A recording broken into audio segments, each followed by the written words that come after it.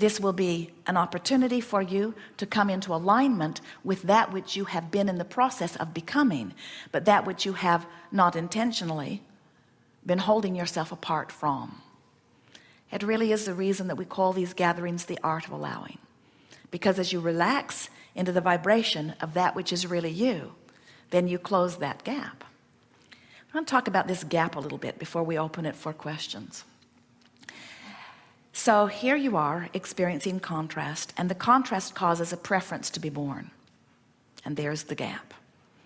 And then as you reach for the best feeling thought you can find, not the best feeling thought you've ever thought, not the best feeling thought anybody's ever thought, just the best one you can find from where you are, as you make that effort to fork, you close that gap a little bit, and as you make the effort again, you close that gap again.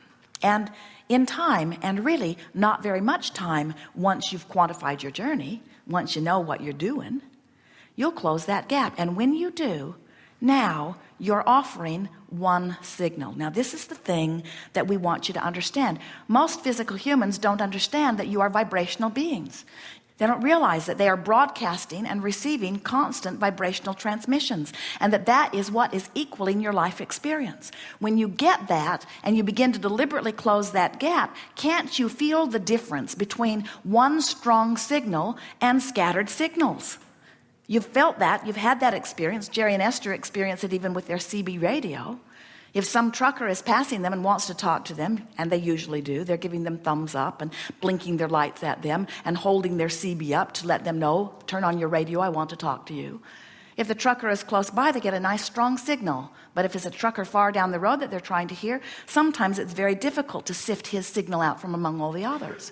And so the same thing is true of you. When you have a desire that you have brought yourself little by little by little into vibrational alignment with, you're offering a signal that now must be satisfied. It must be answered, and it must be answered fast. It was answered when source went to it, but now you've got to close the gap so that you're offering one signal. You can't want more money and notice you don't have enough and offer a signal about money. You're offering a split signal, which leaves you standing pretty much where you are, you see.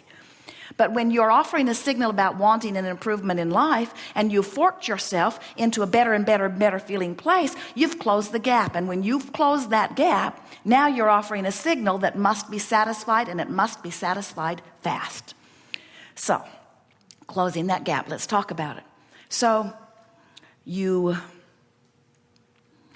having an experience in life, and maybe you're at work, and maybe somebody's just irritating the life out of you, and they've been doing it for a long time, and you've been focused upon it, and you're ornery as you can be. And your source energy is over here feeling good always.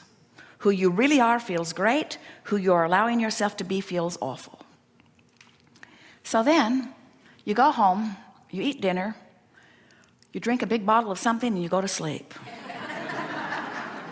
And when you go to sleep, you close the gap, because during that slumber you withdraw your consciousness, and those thoughts are no longer activated, and for the time you are slumbering, you are in vibrational alignment. You are one signal. You are being regenerated. You are being refreshed. You are becoming born again. Now you wake up, you're right there. You remember you have to go to work today.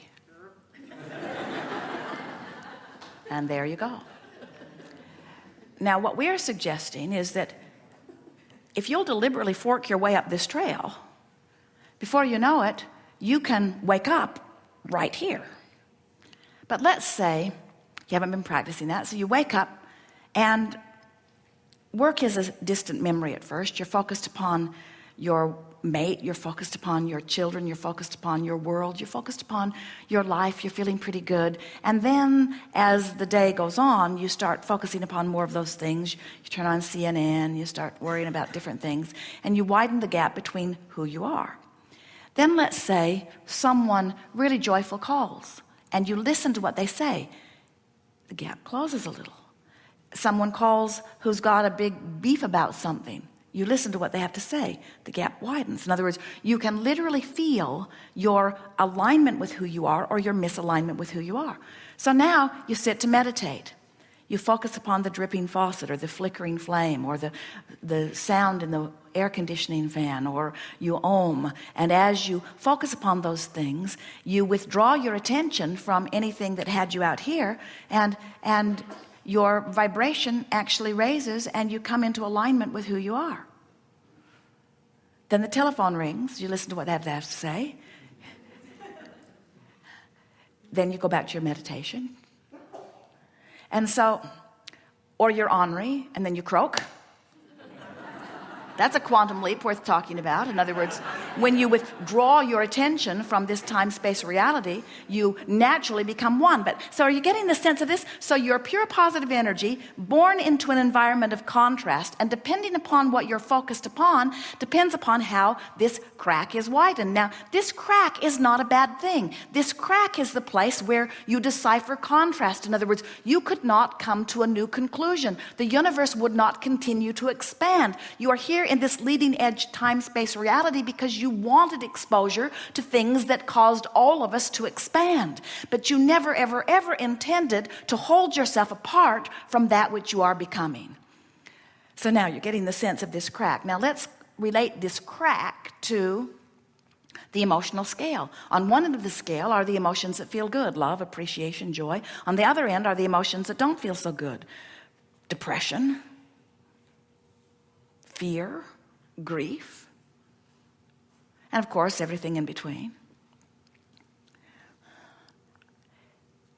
Can you feel how on the end of the scale that feels like joy there is your perception of freedom, and on the end of the scale that feels like depression or grief or fear there is the perception? And we carefully use the word perception because you are so free you can choose bondage. But if you don't feel free, then that's where those emotions are. And can you feel that every emotion that you feel is on that graduated scale from your perception of freedom all the way to your perception of not freedom? That's what emotions are. And we want to help you to take this further. What your emotions are your alignment with all the resources of source that you are, or your misalignment, your allowing of who you really are, or your disallowing of who you really are, your allowing of who you really are, or your resistance of who you really are. So in every moment, here you are becoming, and who you have become is this vibrant energy that is pulsing a huge signal which you can feel whether you know you can feel it or not. In other words, every emotion that you experience is your indicator of that relationship vibrationally. You get it? So when you make a decision that you're going to deliberately fork in the direction of what feels better, and you start salivating for that sensation of even the slightest relief, now you've got it. Now you have made every journey quantifiable. Now there is no place that you cannot deliberately go and deliberately go quickly.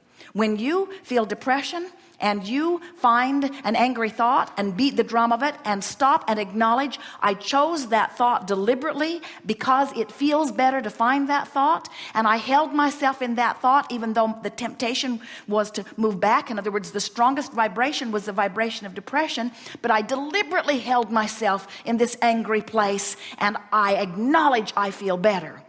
If you get that far, you've got it all figured out, because if you can go from depression to anger, you can go from anger to frustration. And if you can get to frustration, you can get to hope. And if you can get to hope, you can get to belief. And you can get to belief, you can get to knowing. In other words, once you make that first step and you do it on purpose and you acknowledge it, you brought your power back to you. Can you feel that?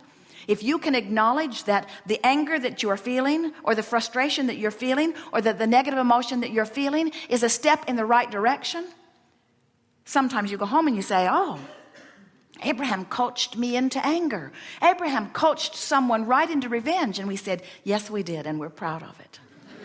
Because revenge is on the way to where they want to go from where they were. But we promise you, if they're in frustration, we'll never coax them into revenge. That's going the wrong way, you see. If you're in hopefulness, we would never coax you into anger. That's going the wrong way. And you naturally don't do that either. And this is the thing that we so much want you to hear. We've been watching you. You've been beating up on yourself for every negative emotion that you catch yourself in. even though in the majority of cases that negative emotion has been a step in the right direction.